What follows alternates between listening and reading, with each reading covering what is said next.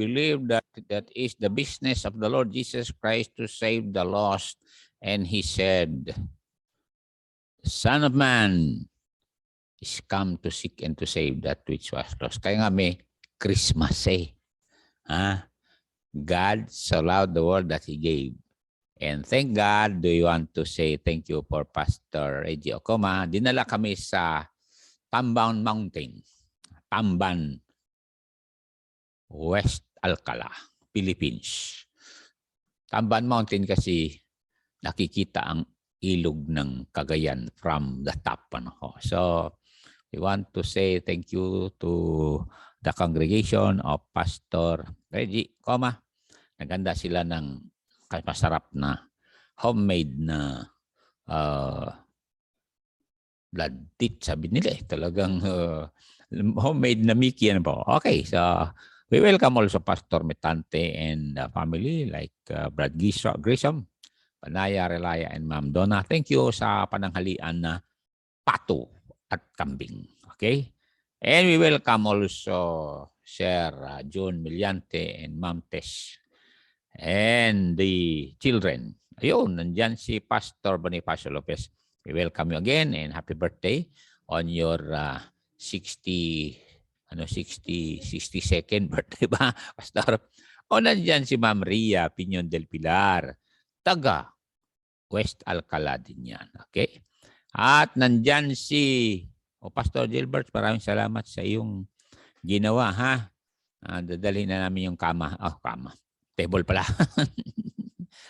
Maraming salamat, Pastor Gilbert. Now, we welcome also Ma'am Joby Ballesteros Chopilo at from Santo Niño, DOH. Yan ang kumadrona na expert. Kaya dalhin nyo kay Ma'am Joby yung mga buntis para hindi masesaryan, ha? Okay. And we welcome also si Sir Danny Mangada. Maraming salamat po sa inyong prayer at support. Pakisabi lang kay Ma'am Rosalina at ganun din kay Brother Aram at kay Brother Mangada. Welcome also Marjeline Pagulayan Bukel, and we congratulate Miss Precious Pagulayan Bukel dahil meron siyang blessing. Ayon. Okay, nandyan si Ma'am Maribel Malilin. Very early pa. And we welcome Attorney Kerry Jesril Yage Taguba Karayugan and the family. Ayan. I welcome also Ronaldine Marie Bautista and May Bautista Balanot. I welcome also Ma'am Nelly Balag. Ayon, Ma'am Nelly, salamat nandyan na kayo. Ma'am Kyle. And Sir Pagulayan Emmanuel, maraming salamat po, Sir. Nandyan kayo. At Pinsan Remedios Balunos Pawig from Baguio City. And Ma'am J.Ann Bukala Presto of West Alcala, Philippines. At galing kami sa Tamban Mountain. Ang ganda doon. We welcome also Ma'am Jemima Donato Lingayo from Tabok, Imbaga Arabiyo, Kapsat. And Ma'am Emilita Kalisan Bundang from Baguio also. And we welcome Lailani Mahilo Makabagong with Pastor Michael Magigad Ganda Gabi from Piat, Philippines. And we welcome my sister, Dr. Demetria Legacy Manuel and Preacher John Paul Maborang. So, nandyan na kayo. So, maraming salamat po. Nandyan na kayo, ha? Yes, thank you sa suporta niyo, Brother Danny. At nagpapatuloy tayo diyan dahil nandyan kayo. Papatuloy tayo dito sa television program dahil nandyan mga kapatiran at sa mission pala. Okay, dahil wala tayong announcement. Dahil wala tayong reunion ngayon dahil bawal pa, dahil parating yung Omicron virus na sabi ng World Health Organization, wala daw vaccine na makakatalo nito. Kaya talagang totoo ang Book of Revelation. And dahil wala tayong reunion this coming January, ay lahat ng inyong ni-prepare for the reunion ay ating gagamitin sa pag-build ng building ni Pastor Romeo Baneg. Siya na lang nahuli. Ano po? Talagang totoo ang sabi ng Bible. The last will be first and first will be last. I welcome also our pinsan Georgie Latay. Ayan. Maraming salamat po. Ngayon, our lesson today is about covetousness. And who is the author of covetousness? Remember, the definition of covetousness means inordinate desire. Inordinate desire for wealth or possession. Or for another's possession. We welcome also Ma'am Carmen Garcia from, Saudi Arabia. Maraming salamat po. Nakaalis na si Ma'am Pam Quinlan. So, at least nakalipad na. Okay? And then, next ay to feel inordinate desire for wealth which belong to another. Or to wish for enviously. Naku, pambira noon. Sana sa akin yan, sabi niya. Now, we will go now to the author of covetousness. Remember, covetous means having craving. Having craving for possession. The one that you crave for, either yan ay opposite sex or power, fame, prestige. Yan. Delikado. Lalo election ngayon. Okay, basahin na natin ito pagkat tingnan natin kung sino talaga ang origin nitong covetousness na ito na hindi kanya pero iimbutin niya. Yung bang desire na to get it by hook or by crook. Delikado. At nandyan si pinsan LB Carmo Cremundo from Bataan. Maraming salamat po, Ma'am LB. I welcome you also. Ngayon, we'll go now to this verse. Who is the author of covetousness? Bakit ang tao mayroon siyang desire to get something from someone else for their destruction?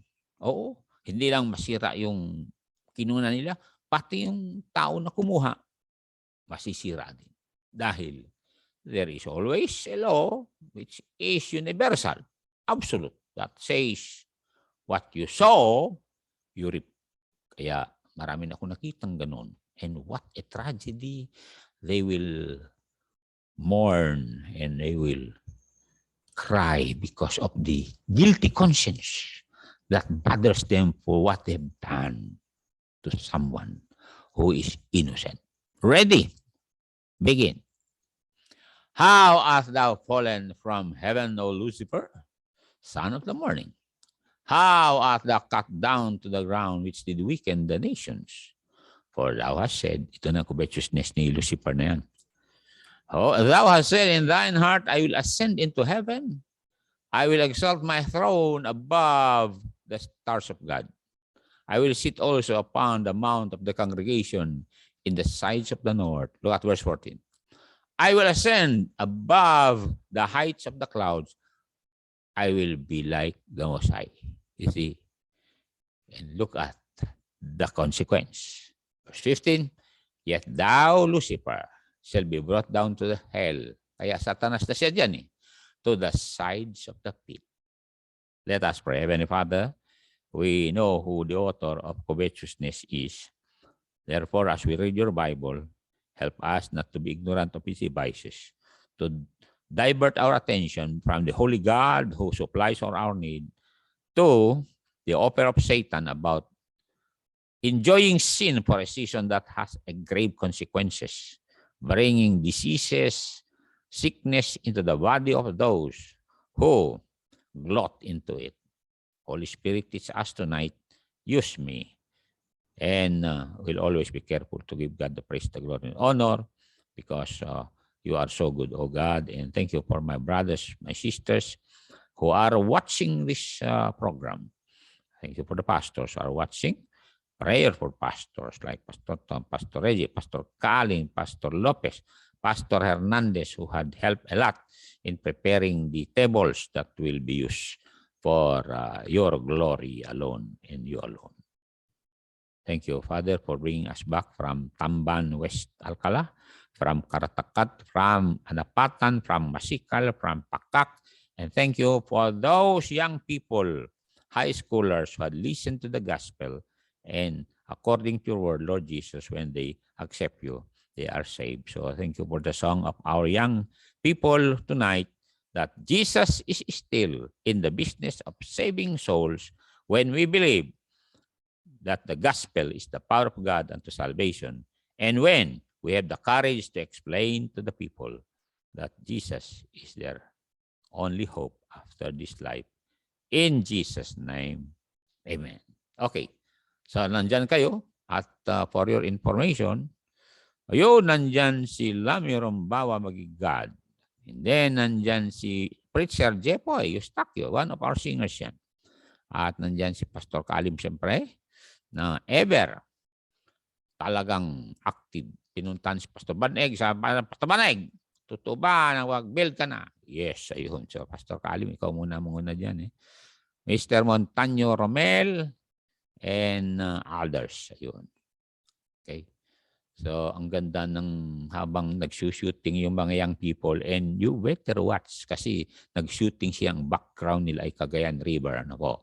And ang director natin ay si Dr. Ruby Pearl Meliante. Maganda. Makita yung mga young people talaga. Dinala yung piano sa tabing ilog. Sa bundok pala yung tabing ilog. Yes, sabi na Ma'am Esther from Persia.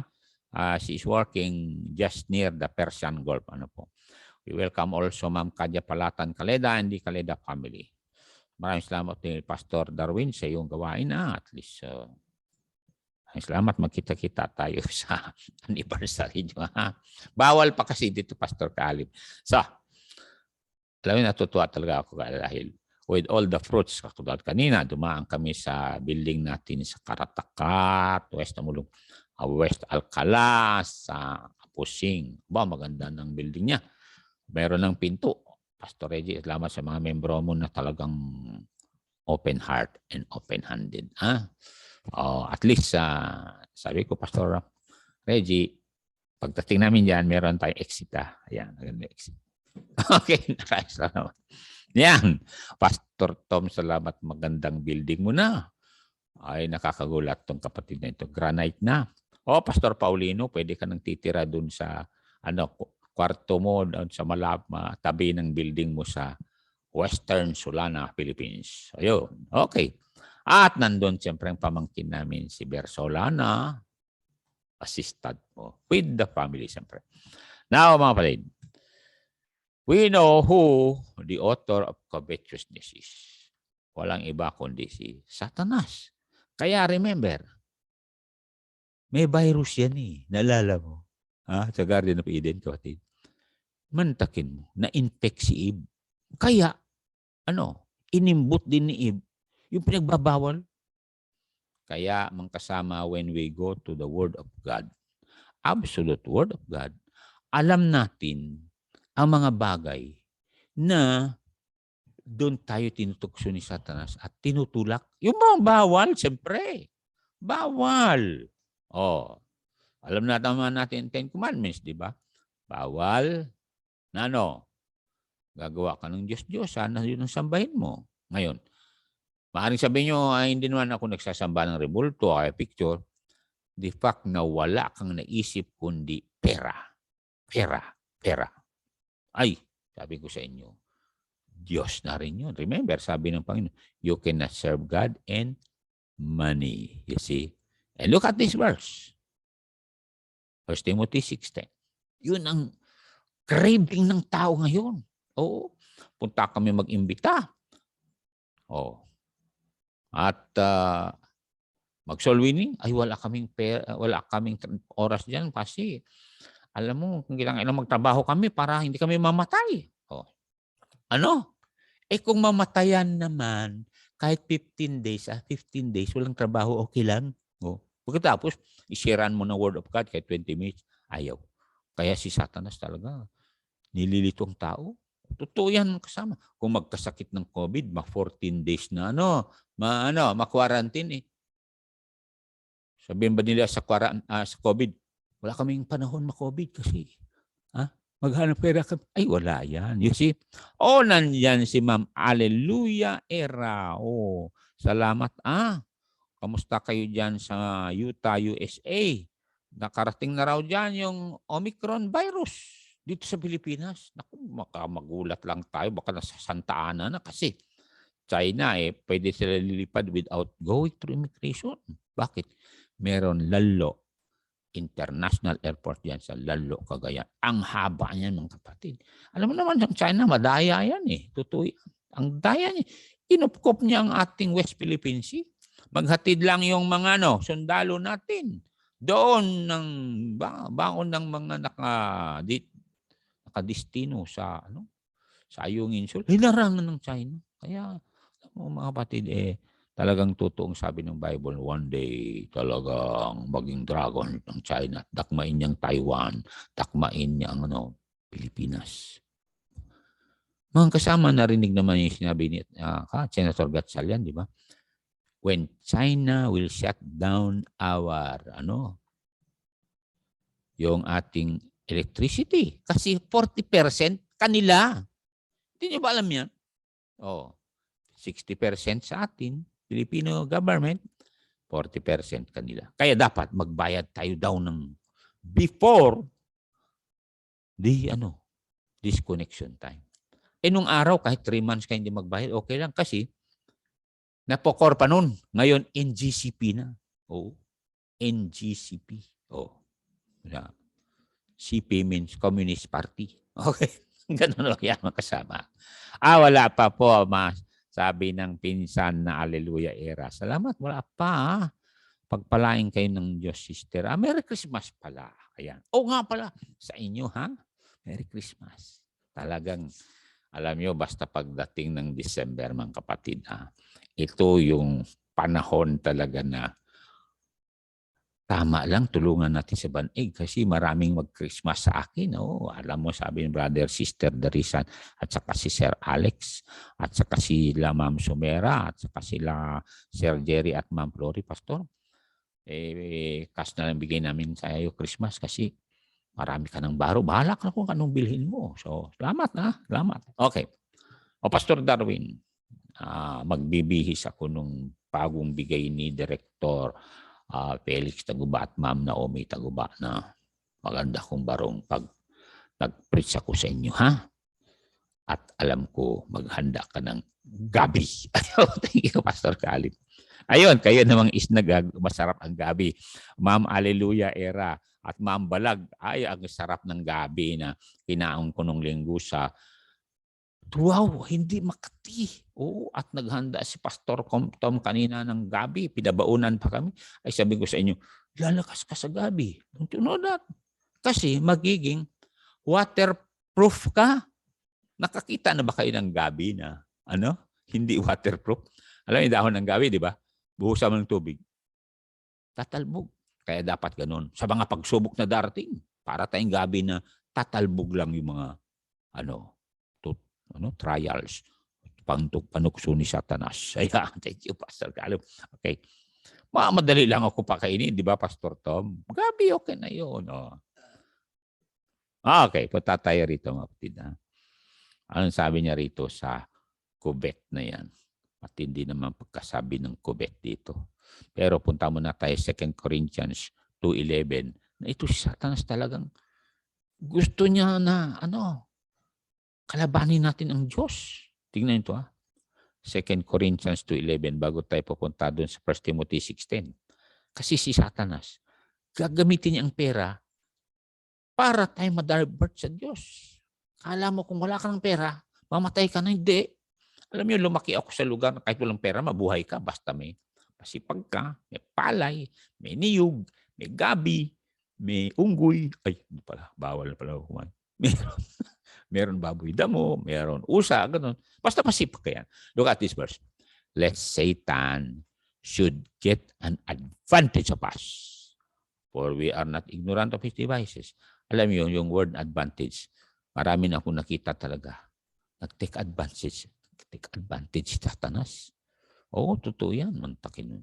Makakita lang sila ng preachers ito ng magandang babae, hindi nila talagang hintuan hanggat talagang dayain nila. Oo. Remember, si Satanas ay talagang matindi yan. Ano nangyari kay David, kay Solomon, kay Samson? Yun yung mga tao na talagang bumagsak sa babae. Kaya, mga kapatid, mga kasamahan kong mga pastor, hindi pa tapos ang laban. Si Satanas nandyan pa rin. Maaring umalis lang. Sabi nga ng Matthew chapter 4, di ba? Umalis for a season. You see? Babalik uli yan. Pag alam niya, sabi nga ni Pastor Lip, na ikaw ay nasa mahinang sitwasyon, doon ka niya bibirahin. Kaya may mga tao na hindi na nakabangon dahil they fall into sin. Mga kasama. Totoo yan. Sabi nga sa inyo, sa Amerika, ang laki ng church ng isang popular na pastor. Pero, mantakin mo, paksak. O narinig naman yung si Jimmy Swaggart, di ba? O ngayon, lately lang, si Kibuloy. O, tingnan niya. No? Kaya nga mga kapatid, wherever we go, be conscious that Jesus walks with you. Yan ang sekreto, mga kapatid, para hindi ka magkasala. Di ba yun ang sekreto ni Moses? Para hindi siya maging covetous. Pakinggan natin ha. Hebrews chapter 11. Sabi ko sa inyo, ang ganda nitong Hebrews chapter 11 verse 27. Tingnan natin yan. And yun ang aking practice din. Wherever I go, I pray and I talk to Jesus na He is always with me. Anong sabi niya rito? Ready. Ma'am Estela de Mata, magandang oras sa inyo. Ready, read. By faith he forsook Egypt, not fearing the wrath of the king, for he endured as seeing him who is invisible. Meaning he is conscious that Jesus is with him all the time. Ganon din ang sekreto ngayon. If you are a wife and you know, kahit walang husband mo, ano po? At may nanunukso kayo, if you know Jesus is with you, sabi mo, Lord Jesus, strengthen me that I will not yield to this man's demonic sexual advancement. Ganun yan. Tell that man, I am a married woman. Sabihin mo or I'm a young woman and you are a married man. God is with me and I rebuke you in Jesus' name. Ganun yun eh. Hindi yung, ganun ba yun, sir? Ha? Sabi ng sir mo, ipopromote kita. Ganun ba yun, sir? Tapos ka akong ganun. Sir, kahit hindi mo ako promote, basta ang Panginoon mag-promote sa akin. Hindi ba alam ang Diyos mag-promote? Pakinggan natin to Proverbs 21 verse 1. Kaya wag kayong maging covetous. Oo. Kaya mo dahil lang sa trabaho, masira ang pagkababae mo. Pwede ba? Ready, read. The king's heart is in the hand of the Lord as the rivers of water. He turneth it whithersoever he will. Kaya nga sabi ng Bible, in all your ways acknowledge Him and He shall direct thy paths. Kaya tayo, when we are conscious that our God is with us all the time and we communicate to Him through prayer, hindi tayo, we will not enter into temptation. Kaya nga, sabi ni Lord Jesus, the spirit is willing but the flesh is weak. Talagang flesh is weak. Kaya nga, mag-memorize ka ng Word of God, mga kasama. Ano yung magandang i-memorize? 15:3 ng Proverbs. The ever-present Jesus. And He is watching us all the time. Ready? Let us read that together. And I welcome Colonel Marlon Simon Sabuk. I am so encouraged with your post. Yan. Kaya nakaka-encourage yung post mo, sir. Totoo yan. Ang post niya, Marcos pa rin. Ayun. Ready, read. The eyes of the Lord are in every place. Ano sabi niya? Beholding the evil and the good. He is watching. And not only beholding, but He is recording the evil and the good. And one day, delikado. Bakit? I-replay yung buhay mo. Halimbawa, sabi niya, December 2, 2021. December 25, saan ka? Oh, ito, nandito ka. Look at this verse. Ano sabi niya? Ecclesiastes 12:14. Kaya wag natin sambahin ang pera. Kasi kung sambahin ang pera at i-offer sa iyo ng magandang trabaho, pero katawan mo naman ang masira, wala na. Read. For God shall bring every work into judgment. Alam niyo, kung dito wala tayong nakuhang justice pagdating sa harapan ng Diyos. At sabi niya, with every secret thing. Secret thing, ha? And, kalagay yan, whether it be good or whether it be evil. Narinig niyo yan. And when we understand it and absolutely we accept it, magiging matino ka na magmula ngayon. Bakit? Gusto mo, as a Bible-believing Christian, gusto mo na clean slate pagdating sa harapan ng Diyos. Bakit? You did not deny Jesus Christ. Sasabihin mo, my Lord Jesus owns this and I am married to Him. Therefore, I always present my body a living sacrifice, wholly acceptable unto God, because I want to please my God all the time so that I will bear fruit. Ganun yan ang kasama, di ba? Pastor Tirso Dulin, si Ma'am Ru Margun, and Sir Marlon Hernandez from Police Regional Office 2. Ayun, maraming salamat po sa inyo na nandyan na. Thank you for praying. Now, tatay sa 6:10. Ito ang Diyos ng karamihan. 1 Timothy 6:10, mga kapatid. Kaya, kung halimbawa, time na Bible time, katulad nito, and patapos na kayo sa trabaho nyo, ganoon. Pero ni-schedule nyo talaga na gabi-gabi, live, Pero kung sabihin nyo, mamatay ako kung walang pera, kaya mo muna yung Velasco na yan, o legacy na yan. Anyway, one day, you are going to answer before the Holy God. And alam ng God kung sino ang God mo. Look at the God of many. Look at this. 6:10. Ready? Read. For the love of money. Ayan. You need to love God, hindi money. The love of money. Hindi money, Hindi nakalagay yan, for money is the root. Hindi. Love yung bang talagang ninanais mo, you covet it. You covet that you have 1 million. Pag may 1 million ka na, you covet 2 million. For the love of money is the root of all evil.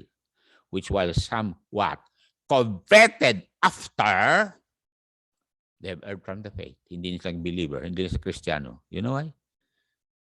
Nasira ng buhay ko dahil sa pera na yun. Ayaw ko nang magsimba. Matamaan ako ni pastor. Which while some coveted after, they have erred from the faith. At ang masakit ay sabi niya, they have pierced themselves through with many sorrows. Bakit? Hindi mo na maibalik yung karakter mo. Bakit? Dahil lang sa trabaho, promotion mo, you sold your body. For money. Mantakin mo yan. Sabi nga nung kaibigan namin, bakit ako magpakasama? Maglaba na lang ako. Totoo nga naman. Sa kalalaban niya, ay napansin nung foreigner na masipag. Anong ginawa niya? Pag-alis po sa Amerika, dinala din yung katulong pagdating sa Amerika. Ano nangyari? Nag-asawa ng foreigner. You see? Dahil dito sa Psalm 75, basahin natin ito. Kaya wag natin, ano sabi niya? Lean not to your own understanding. Di ba, Mario Legaspi? 75 verse 6. Diyan na kayo. Okay. Okay. Yes. Ano sabi niya? For promotion cometh neither from the east, nor from the west, nor from the south. Anong kulang dun? East meron, west meron, south. Alam kung saan galing? North. Because the throne of God ay sabi ng Psalms 48, 1 and 2, on the sides of the north. Kaya kung tumingin kayo sa Big Dipper, doon ang direksyon ng third heaven. Ganun yan mga kasama. Halimbawa, nasa Australia ka, ituro mo taas. Di, imali kasi down under yun eh. Ano sabi niya? Great is the Lord and greatly to be praised in the seat of our God, in the mountain of His holiness, beautiful for situation. The joy of the whole earth is Mount Zion on the sides of the north, the city of the great King. You see? Doon ang direksyon ng langit. Nandun yung Big Dipper. Di ba hindi umaalis, umiikot lang yun? Umiikot lang yun. Oh. Kahit anong mangyari, umiikot lang talaga yun doon. Kaya nga, mapansin nyo ang compass. Compass will always point to the north. Kahit anong gagawin nyo, kahit ibaliktad nyo, magpo-point pa rin puntang north. Kasi may magnetic pole ang north. And you need to be, allured by the love of God. Nakalagay sa Romans yan. The goodness of God leads you to repentance. Kaya nga buhay ka pa ngayon dahil gusto ng Diyos kung save ka, gamitin ka. Kung unbeliever ka, binigyan ka pa ng isang araw para magsisi. Ganun ho yan. Kaya huwag kayo magpadaya kay Satanas sapagkat si Satanas ay may manyana habit. Naalala ninyo sa Book of Acts na sabi ni ng governor doon kay Paul, kasi sabi ni Paul, what I'm telling you, sabi niya, is about judgment coming.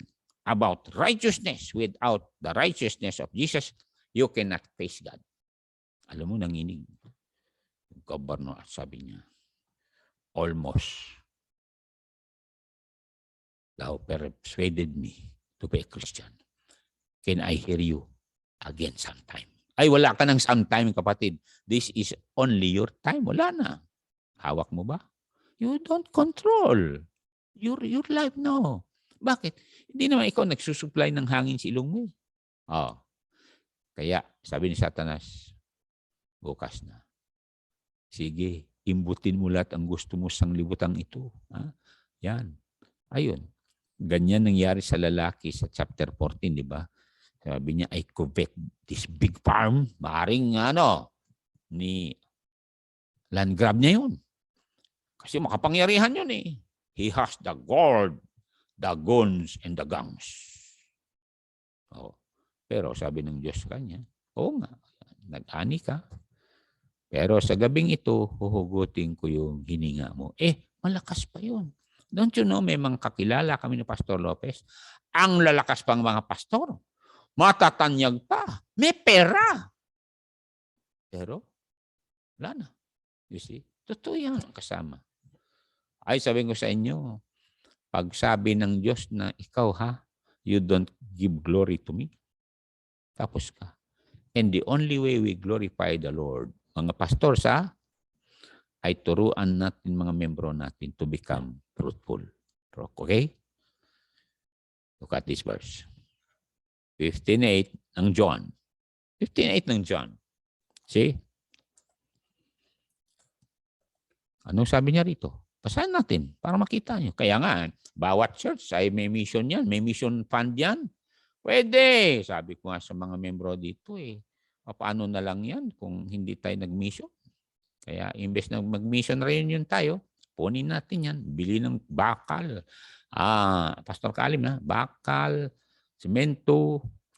Para naman hindi nakakaya yung gawain sa Rizal, Cagayan, Philippines. Ano sabi niya rito? Here is my Father glorified, that ye bear much fruit. So shall ye be my disciples. Yung fruit yan, mga kasama, ay tao. Malinaw yan sa Bible. Tao. Kaya nga ang fruit ko, ang dami. Mga kamag-anak ko. And then kanina nga, dun sa Tamban. Kasi walang ginagawa yung mga estudyante. Sabi ko, Ay, sabi nila, tapos na kami. Sabi ko, dali. Kinuha ko yung whiteboard.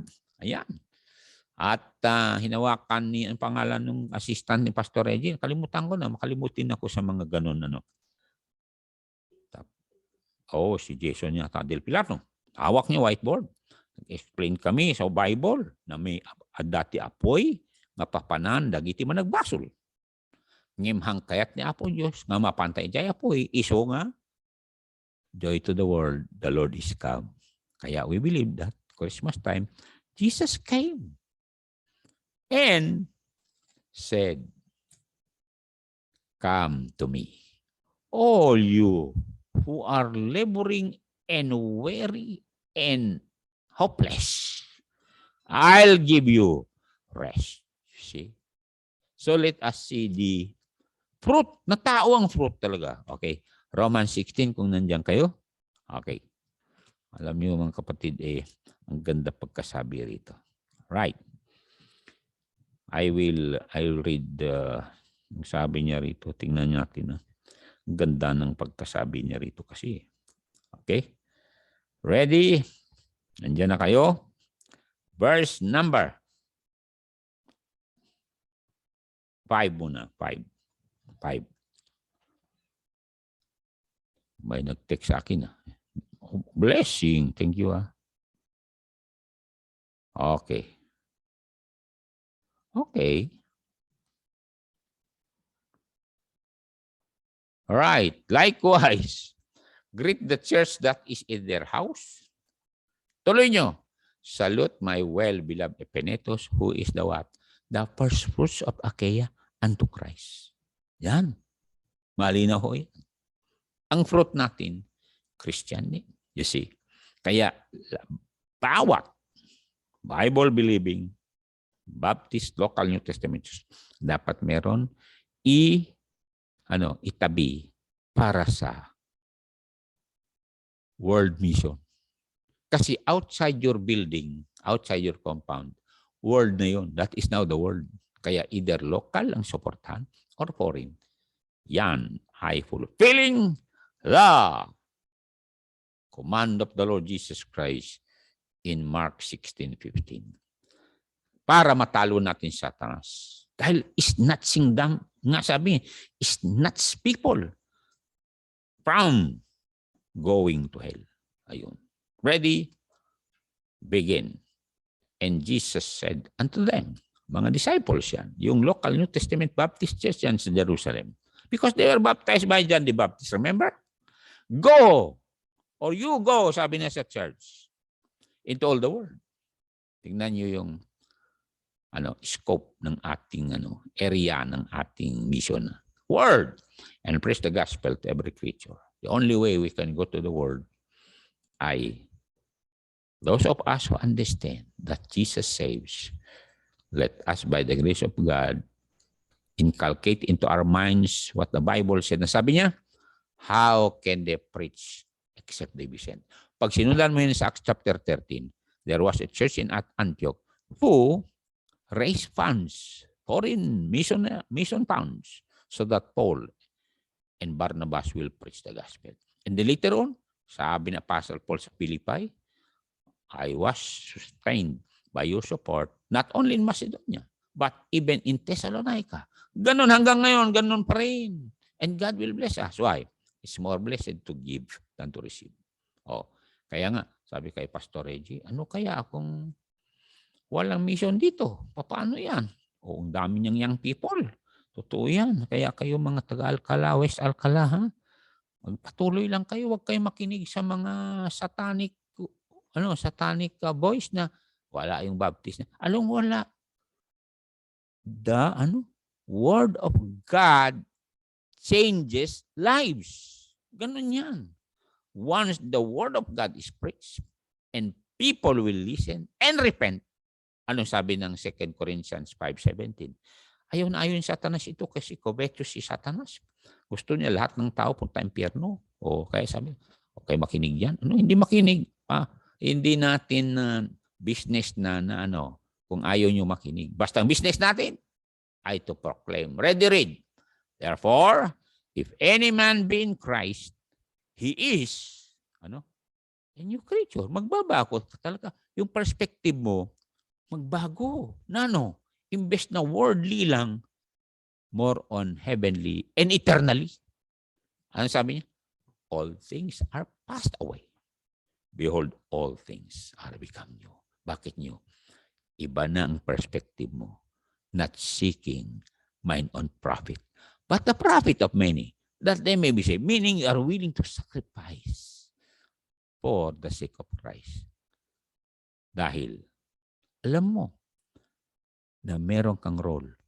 Pastor, ano bang role ko? Ay, di, pasahin natin sa Jude chapter 1. Diyan na kayo. Verse number 21, 22. Sabi ni Brother Grissom, yun, maging preacher daw ito eh. Ha? Diyan na kayo. 21, 22. Ayun sabi niya. Ready, read. Keep yourselves in the love of God, looking for the mercy of our Lord Jesus Christ, what? Unto eternal life. And of some having a what? Compassion, making a difference. Let us make a difference, my friends. Let us not be worldly and covetous. Not to be materialistic. Baka ngayon, December meron ka na, bibili ka pa. Ay, let us be content with what we have. And look at verse 23. And others save with fear. Mantakin mo. And others save with fear, pulling others out of the fire, hating even the garments spotted by the flesh. Mapansin niya, we want others to be saved para hindi sila pupunta sa impyerno. Alam niyo, kung naintindihan lang yung impyerno magkasama, ay maalis yung inyong shyness. Hindi ka na mahiya. Katulad kanina, sabi ko doon sa mga magulang ng mga bata, pwede ko mag-usapin itong mga elementary nyo. Opo, pastor, naglalaro ng mga yan dito. May kayo ito. Sabi ko, tinuruan ko muna sila ng iniibig ako ni Jesus. Saka nag-whiteboard kami. Naintindihan nila. Nag-iwan pa ako ng mga babasahin katulad nito. Yan. Tingnan nito. Ayan. Bakit? Kasi sa loob nito, nandun yung ni-explain ko. The cross made the difference. Now, we can now cross from heaven to earth because of the cross when we receive Jesus. Remember, Ephesians chapter 2, you are now in heaven. In the person of Christ, ni-explain mismo ng Dr. Howard Quinlan niya sa amin ni Pastor Lopez. Now, the moment you accept Christ, you will become a member of His body, of His flesh, and His bones in heaven. And Christ is on earth in persons because Christ in you, the hope of glory. Kaya ang iba ng pananalita mo hindi na yung more on ego. Di na. Remember, Satan was so covetous na centered sa I. Remember, sabi, I will ascend up to heaven. I will be like the Most High God. I am going to dethrone God. I coveted His throne. Ayun. May mga taong ganon. So, salamat po.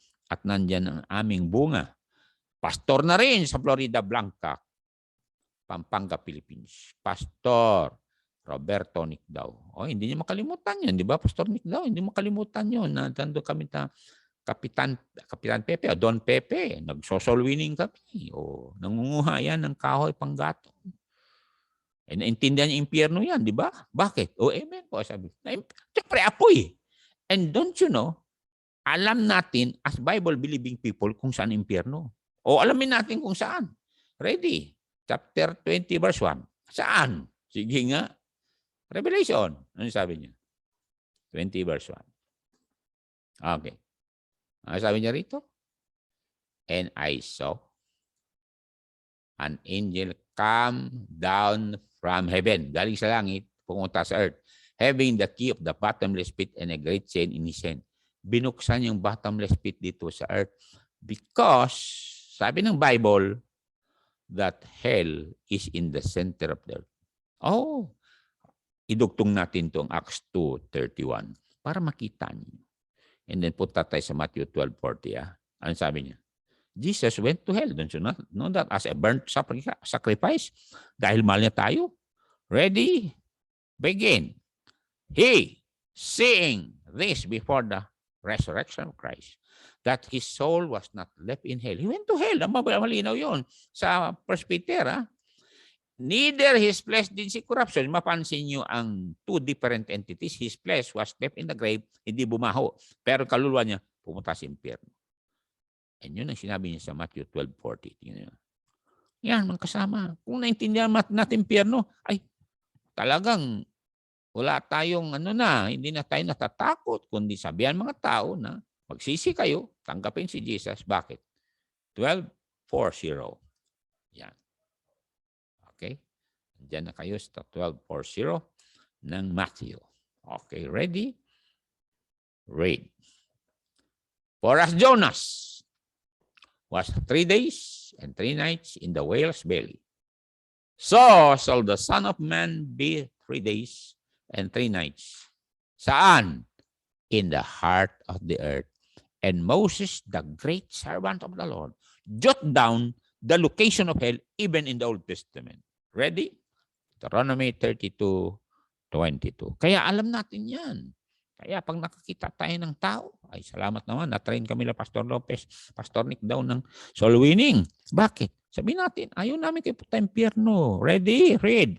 For a fire is kindled in mine anger, and shall burn into the lowest hell. Burn, and shall consume the earth with her increase, and set on fire the foundations of the mountain.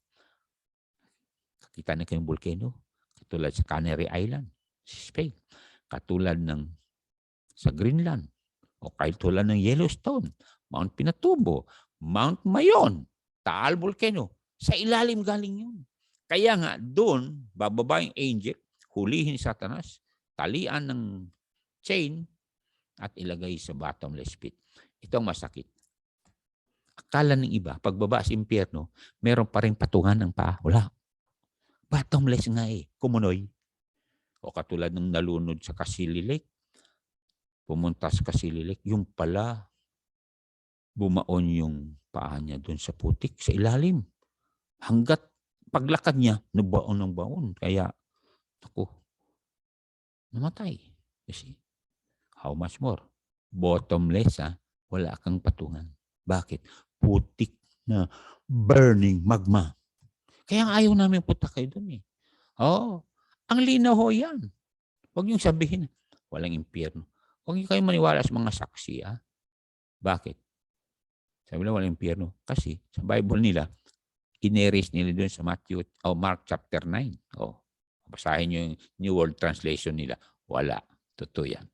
Kaya yun ay mga satanic Bible, yung walang impyerno sa kalang Bible. Kaya, anong ginagawa natin dito? We are honest with you to tell the truth and nothing but the truth because Jesus went to hell mismo. Just for you and for me to fulfill His role as a burnt sacrifice. Kaya we love Jesus. Kung naintindihan lang nyo, binabasa yung Bible, we'll begin to love Jesus and you will begin to live for Jesus. Nasabi na Apostle Paul sa Titus chapter 2, 11, 12. Tingnan ito. We'll begin to live for Jesus. Kasi bride ka na ni Jesus di ba ang isang bride? She will live for the husband, di ba? Hindi yung magiging whoremonger siya. Ano klaseng bride kung whoremonger? Wala. For the grace of God that brings salvation hath appeared unto all men, teaching us that denying ungodliness and worldly lust, we should live what? Soberly. Alert, watchful, righteously, do right, and godly. Kailan? In this present world. Dahil, hindi period yan, verse 13. So that when Jesus Christ will come, tayo ay, katanggap-tanggap na, tatanggap ng reward. Ready, read. Looking for that blessed hope and the glorious appearing of the great God and our Savior, Jesus Christ. Ganda naman pagkasabi, great God pa, Savior pa, Jesus Christ. And then this is what He did for you. Verse 14. Yan ang ginawa niya para sa iyo. Para hindi tayo punta sa impyerno. Who gave Himself for us. Narinig niyo yan? Matakid mo. Buhay niya, binigay niya para sa atin. Dugo niya, binigay niya sa atin. That He might redeem us from all iniquity.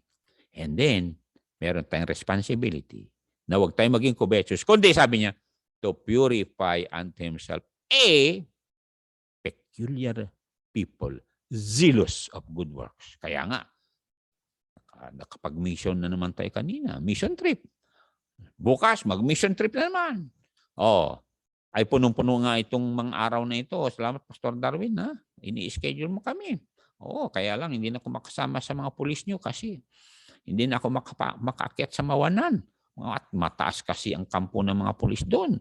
O pagdating ko doon, wala na, na-arthritis na ako. Lalo-lalo, magpakain pa yung mga pulis ng masarap na dinakdakan. Ay, wala na. Anyway, pasalamat tayo na we can conquer covetousness by, ano yung verse natin? Sige, punta tayo dito sa verse natin. Ano sabi niya? Yes. 1 Timothy 6:8. Okay, ready? Yan. Anong sabi niya dyan? Having what? A mansion, di ba? Having what? Maraming sasakyan? Hindi. Having what? Maraming baro? Hindi. Having food and raiment. Mapansing raiment. Maaring 2 kwanlan. Bihisan. 3 bihisan. Nakalagay ni raiment. Anyway. Ano sabi niya? Let us be therewith content. Yan ang hindi na pag-aralan sa mga university natin. Pag nag-aral ka sa mga university, ang gagawin sa iyo ay i-push ka to crave for more. Ayun. Totoo yan. Pero hindi bawal na meron kang goal. Yet, ang competition ay so steep when it comes to material things. Totoo yan. Mantakin, papasok ka sa isang bahay. Ang ganda-ganda, sasabihin, Pastor, pasensya kayo sa bahay namin.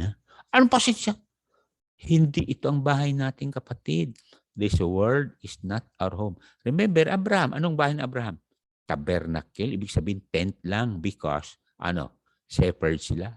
Para ba yung mga nasa Cordillera, pagkatapos na mag-ani ng palay ngayong taon, sisirain nila yung kubo nila, ay ilipat yung mga bamboo sa isang lugar na naman. Yung mapapakinabang ilipat. Malapit na tayo lilipat mga kasama. Look at Israel. Look at the COVID. Mantakin. Omni. Omni. Ibig sabihin ng omni. Present everywhere yung virus. Ngayon. Kasi omni. Nakita nyo? Sabi ni Pastor Nick daw, nandito pa ako. Sabi ni Pastor Lopez, nandito pa ako. Nagpe-pray. Kaya mag-pray tayo na maging productive tayo kasi kung covetous tayo, wala.